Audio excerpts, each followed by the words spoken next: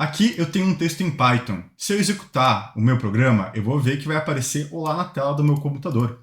Tem algumas operações que a gente pode fazer com um texto dentro do Python. Como, por exemplo, eu posso juntar dois textos em um só. Se eu executar esse programa, eu vou ver que o resultado vai ser Olá Mundo. Eu juntei esses dois textos em um único texto e mostrei na tela do meu computador. Mas também existem algumas operações que eu não posso realizar em cima de textos em Python. Como, por exemplo, eu não posso subtrair um texto do outro. Se eu tentar executar esse programa, eu vou ver um erro aqui. Se eu tentar, por exemplo, fazer a divisão de Olá por mundo, também vai ter um erro. E o que isso tem a ver com tipo de dado? Quadrit, essa é uma ótima pergunta, e isso tem tudo a ver. Porque um tipo de dado define o que uma coisa pode ser e o que ela pode fazer. Então aqui eu estava trabalhando com um tipo de dado textual que a gente chama de string. E dentro dele eu posso realizar algumas operações, como por exemplo, a operação de concatenação, que é quando a gente junta uma string em outra, um texto em outro, e assim forma um texto só. E tem algumas coisas que eu não posso fazer aqui quando eu trabalho com um tipo textual, que no caso é a minha string, que é, por exemplo, a operação de subtração. Isso é uma coisa que é proibida dentro do contexto da string. Para ficar mais claro, vamos dar uma olhada em outro exemplo. Vamos imaginar que a gente é um programador e tem que definir um tipo de dado no nosso programa. A gente vai criar um tipo de dado chamado de carro. Como eu falei antes, um tipo de dado define o que algo pode ser. Então aqui a gente sabe que isso daqui é um carro no nosso programa. Isso daqui também é um carro válido. E isso também é. Agora, isso daqui não é um carro, é um avião. Então a gente vai colocar aqui do ladinho. Então a gente tem aqui o nosso tipo de dado, que a gente chamou de carro, e aqui a gente tem alguns exemplos do que são os carros no nosso programa. Eu quero que você observe também que esse daqui é um carro branco, esse é azul e esse é amarelo. Mas todos eles continuam a ser carros, ou seja, eles podem ser carros diferentes, podem ter características diferentes, e nem por causa disso vão deixar de ser carros. Da mesma maneira como em Python, a gente tem um tipo textual que a gente chama de string, e a gente pode ter strings com vários valores diferentes. A gente pode ter a string olá, a string mundo, a string a string b.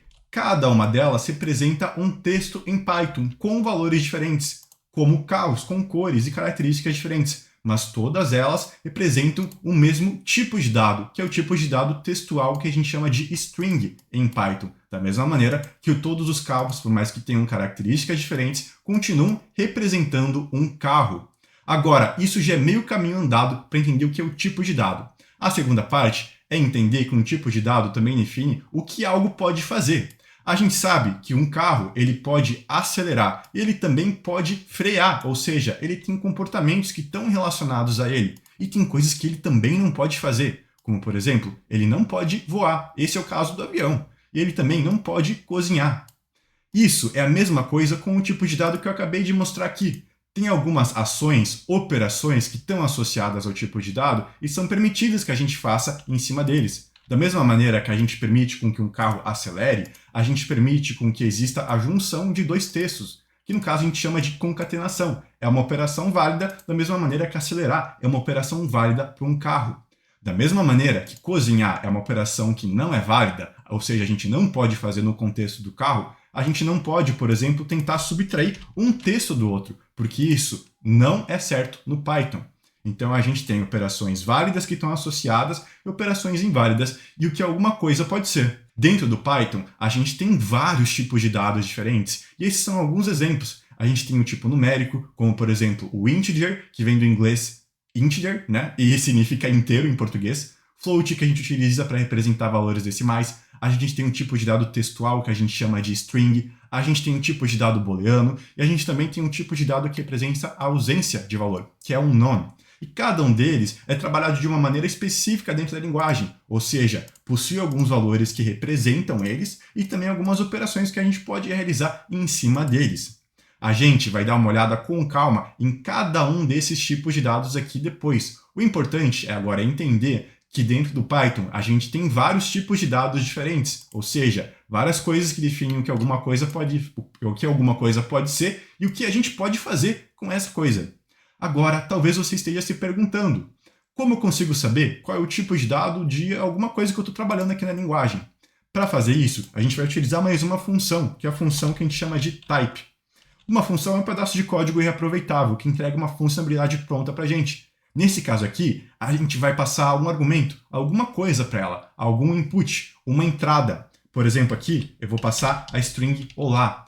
E aquilo que ela vai me dizer vai ser qual é o tipo de dado disso que eu estou enviando para ela. Se eu executar aqui esse meu código, você vai ver aqui que eu estou trabalhando com um tipo de dado string, que foi o tipo de dado que eu falei que a gente utiliza para representar texto dentro do Python.